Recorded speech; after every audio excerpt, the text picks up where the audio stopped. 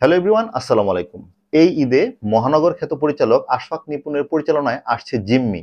এবং এই জিম্মি বিশেষভাবে আলোচিত কারণ হচ্ছে এই জিম্মির মধ্য দিয়ে বাংলাদেশের খুবই জনপ্রিয় অভিনেতা জয়া আহসান প্রথমবারের মতো ওয়েব কন্টেন্টে আসছে। আচ্ছা, আমি কি তোমার কাছে কোনোদিন কিছু চাইছি? টাকা পয়সা, বাড়ি গাড়ি কিছু চাইছি? না, চাও নাই। এইবার চাই, আমার সব চাই। ইয়েস, এই জিম্মি হতে যাচ্ছে এই ঈদের স্পেশাল আকর্ষণ এবং সম্ভবত এই জিম্মি হতে যাচ্ছে একটা লোভ এবং একটা স্ক্যামের গল্প। এই জিম্মির গল্পের যে ট্রেলার পাওয়া গিয়েছে সেখানে কিন্তু আশফাক নিপুণের সিগনেচার স্টাইল খুব পলিটিক্যালি মোটিভেটেড এবং পলিটিক্যালি লিঙ্কড একটা গল্পের রেফারেন্স পাওয়া গিয়েছে। এবং দেখা যাচ্ছে যে এখানে একটা মধ্যবিত্ত নারী যে কিনা খুবই ছোট একটা চাকরি করে, তার কাছে যখন হঠাৎ করে অনেকগুলো টাকা চলে আসে, তার যে জীবনের পরিবর্তন সে আসলে কি করে সেটা কিন্তু এই ট্রেলারে ফুটে উঠেছে। এবং প্রথম ভাগে কিন্তু তার দেখানো হয়েছে সেই যে একটা মধ্যবিত্ত, সেটা এস্টাবলিশ করা হয়েছে, যার টাকার অনেক অভাব, যে জুয়েলারি দোকানে গিয়ে বিভিন্ন রকম স্বর্ণের জিনিস দেখে কিন্তু কখনো কেনার চেষ্টা করে না, কারণ তার সেই সামর্থ্য নেই। কিন্তু হঠাৎ করে যখন টাকা চলে আসে সে কিন্তু গিয়ে অনেকগুলো গয়না নিয়ে বাসায় যায়। কিন্তু বাসায় যাওয়ার পরে তার স্বামী যখন জিজ্ঞেস করে এগুলো কি, তখন সে বলে এগুলো ইমিটেশন। সে কিন্তু বলে না। এখন ঘটনা হচ্ছে এই এতগুলো টাকা তার কাছে কিভাবে এলো এবং এই টাকাগুলোকে সে কিভাবে আসলে ইউজ করে এবং এই টাকাগুলো নিয়ে কি ধরনের ঝামেলায় সে পড়ে। ট্রেলারে কিন্তু দেখা যাচ্ছে সেখানে জুলাই আগস্টের যে অভ্যুত্থান ছিল সেই অভ্যুত্থানের রেফারেন্স পাওয়া গিয়েছে, যে কোটা নাম মেধা, এই ধরনের বিভিন্ন স্লোগান বা ওই সময়টাকে রিপ্রেজেন্ট করছে। পারতেছো না, কত বড় বিপদে তুমি পড়ে গেছো।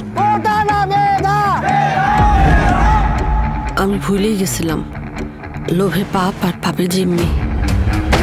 ট্রেলার দেখে আমার যেটা ধারণা হচ্ছে, জুলাই আগস্টের অভ্যুত্থানের সময় যে পতিত স্বৈরাচারের যারা লেসপেন্সার ছিল, যারা সুবিধাভোগী ছিল, তারা অনেকেই এই টাকা পয়সা ফেলে পালিয়ে গিয়েছে।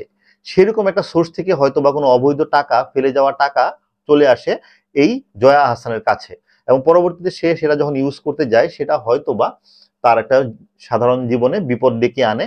এবং একটা লোভী নারীর গল্প খুব সুন্দরভাবে ফুটিয়ে তুলেছে এই ট্রেইলারে এবং এই জিম্মি ওয়েব ফিল্মে।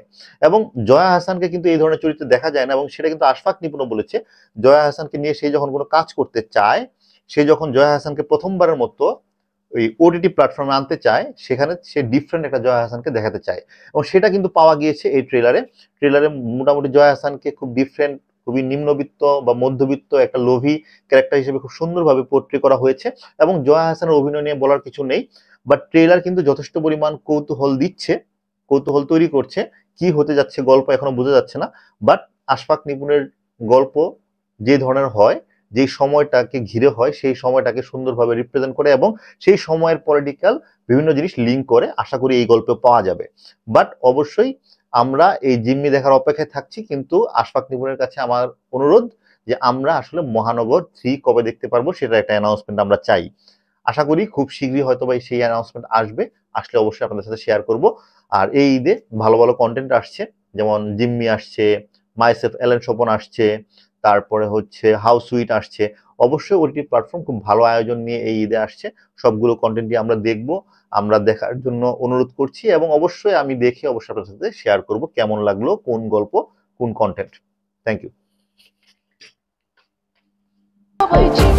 হ্যাঁ, টাকা দিচ্ছি দিচ্ছি দিচ্ছি। দেন। এটা কি? এখন তো এগুলাই আছে, আর তো